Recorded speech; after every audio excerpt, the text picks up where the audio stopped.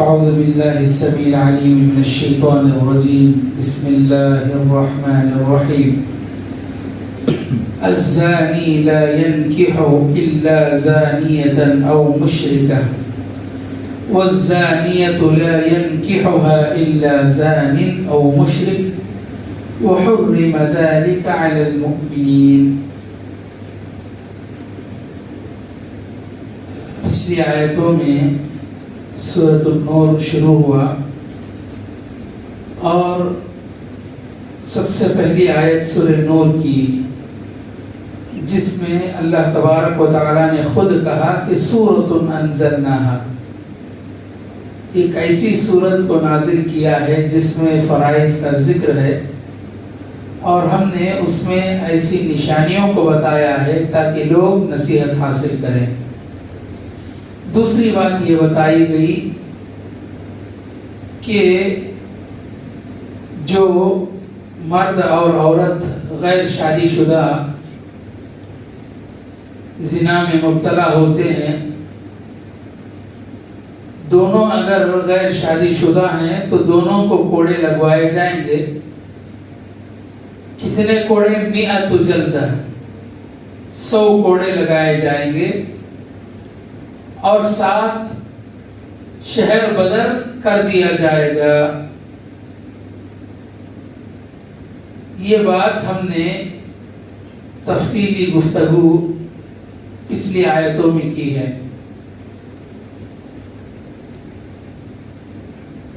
ان آیتوں میں اللہ تبارک و تعالی نے فرمایا الزانی لا ينکح الا زانیۃ او مشرکہ، زانی مرد نکاح نہیں کرتا مگر زانیہ مشرکہ عورت ہی سے. والزانیۃ لا ينکحها الا زان او مشرک، اور زانیہ عورت سے نکاح نہیں کرتا مگر زانی یا مشرک مرد ہی. وحرم ذلك على المؤمنین، اور مومنوں پر یہ زنا کار سے نکاح حرام ٹھہرایا گیا ہے. اس آیت سے ہمیں یہ بات معلوم ہوتی ہے کہ زانی بدکار عورت یا مشرک عورت سے ہی وطی کر سکتا ہے، یعنی اس کی ارادہ زنا کے بارے میں اس کی بات کو یا تو زانی اور نافرمان عورت ہی مانتی ہے یا مشرک عورت جو زنا کو حرام نہیں سمجھتی.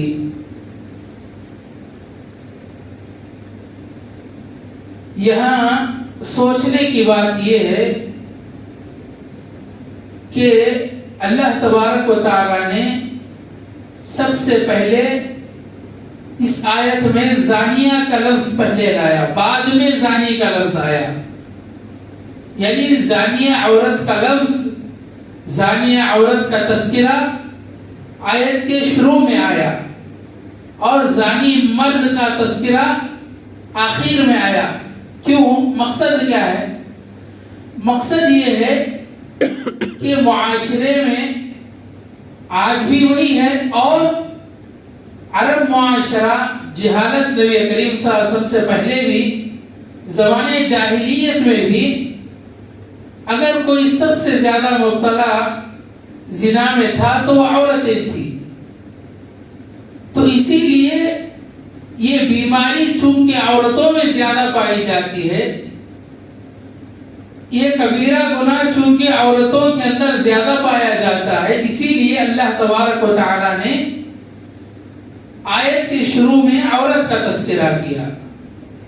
پھر اسی طرح کہ زانیہ عورت سے نکاح نہیں کرتا مگر زانی یا مشرک، یہ دونوں چیزیں حرام ہے. نہ کوئی زانی عورت سے شادی کرے، نکاح کرے، وطی کرے، یا کوئی زانی مرد سے کوئی عورت جو ہے نکاح کرے یا وطی کرے. ایک شخص نے محزول نامی ایک عورت سے تعلقات استوار کرنے کے بارے میں اجازت چاہی اور ایک ایسی عورت تھی جو اس شرط پر بدکاری کرتی تھی کہ بدکاری کرنے والا اس پر خرچ کرتا رہے. اس مومن نے یا تو رسول اکرم صلی اللہ علیہ وسلم سے اس کے تعلقات کے بارے میں اجازت طلب کی تھی، یا اس نے اس کی صورتحال کو بیان کیا تھا. رسول اکرم صلی اللہ علیہ وسلم نے اس شخص کو یہ آیت پڑھ کر سنائی تھی. کہا کہ نہ زنا کرنے والی عورت کو زنا کرنے والا مرد یا مشرک ہی اسے شادی کر سکتا ہے یا وطی کر سکتا ہے، یا اگر مرد ہے تو عورت بھی ویسی ہی ہونی چاہیے، یا تو زانی ہو یا تو وہ مشرک ہو، دونوں طرف سے ہیں. ایسا ہے تو یہ چیز جو ہے ان کے لیے ہو سکتی ہے، لیکن پاک باز مسلمانوں کے لیے چاہے مرد ہو عورت ہو، دونوں پر مومنوں پر یہ چیز حرام ٹھہرائی گئی ہے.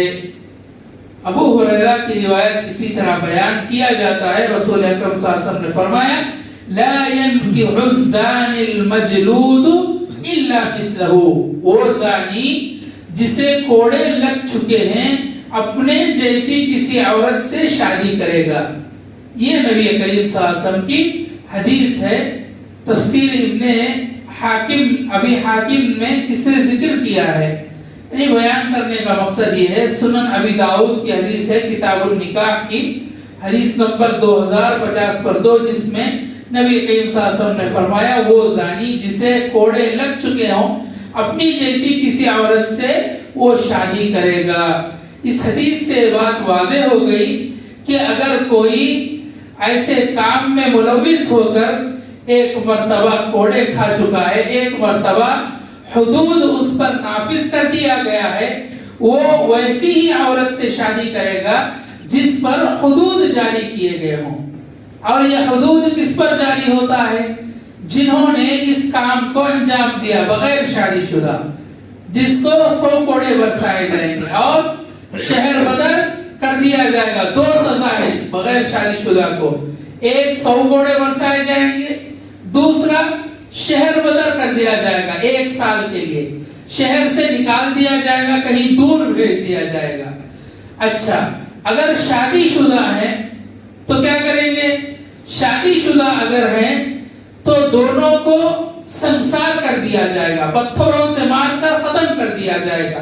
اچھا، نبی کریم صلی اللہ علیہ وسلم کے زمانے میں ایک واقعہ پیش آیا جس میں مرد غیر شادی شدہ تھا اور عورت شادی شدہ تھی. تو دونوں نے اعتراف کیا تو کیا ہوا؟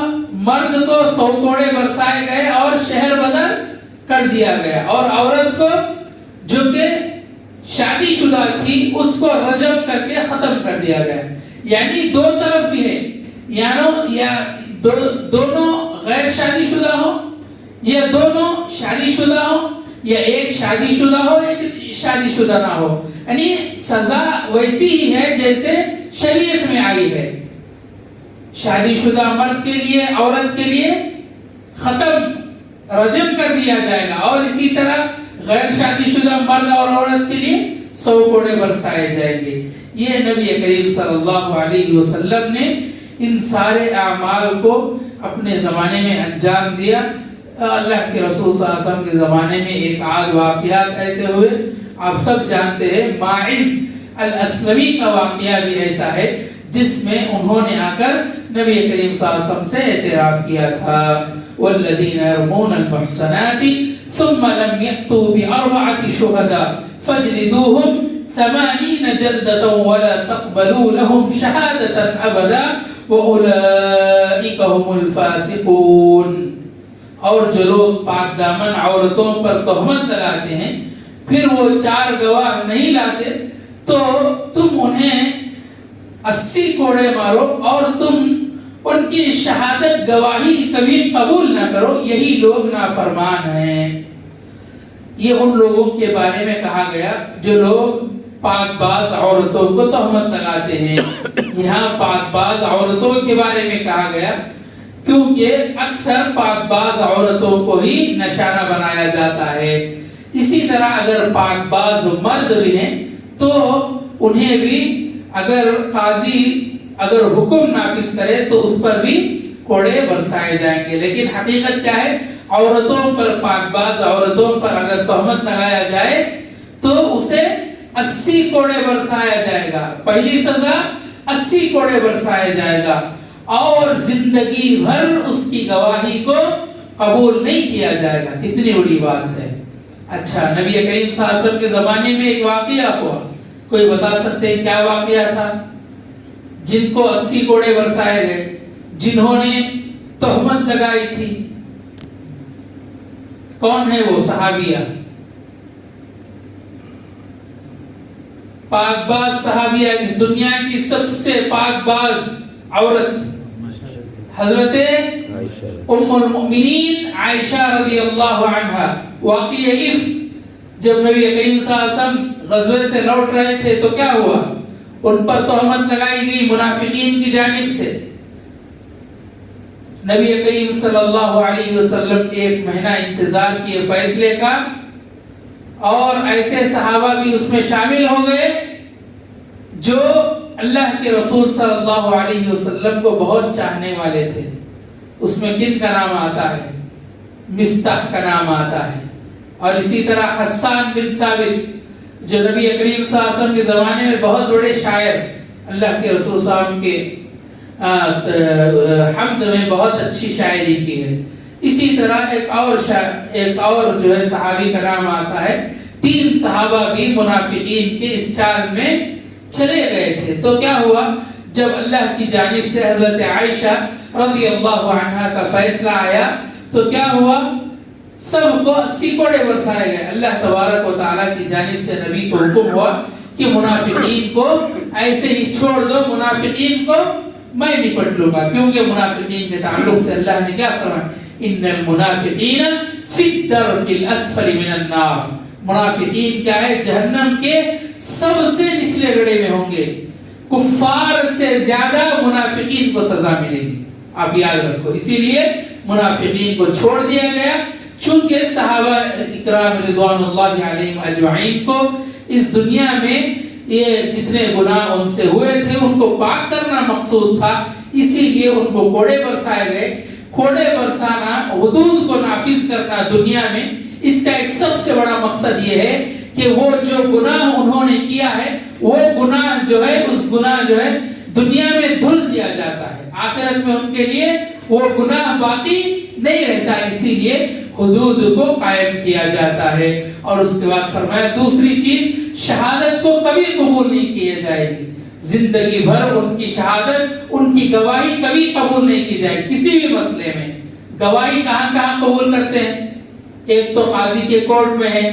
دوسرا چاند کے مسئلے میں نبی کریم صلی اللہ علیہ وسلم نے فرمایا جہاں بھی 2 گواہ ہوں یا 1 گواہ ہو، چاند کو قبول کیا جائے گا، رمضان کا چاند. اسی طرح دوسرا خرچ لیتے وقت کئی چیزیں ہیں. اسلام میں کئی چیزیں ایسی ہیں جہاں پر گواہی کی ضرورت پڑتی ہے.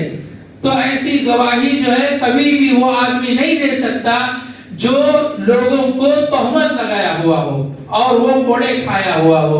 80 کوڑے اس کو مارا جائے گا اگر وہ پاک دامن عورت کو ستایا ہوا ہوگا یا اس پر غلط تہمت لگائی ہوگی اور اس کی شہادت بھی قبول نہیں کی ہوگی. اور یہی لوگ نافرمان ہیں. اور اس کے بعد جو ہے اور ایک بات آتی ہے، اس میں اختلاف ہے. انشاءاللہ کل اس بات میں بات کریں گے. آخر میں اللہ سے دعا کرتے ہیں کہ اللہ تبارک و تعالی مجھے اور آپ کو دینی سمجھ عطا فرمائے. آمین. وآخر دعوانا الحمدللہ رب العالمین.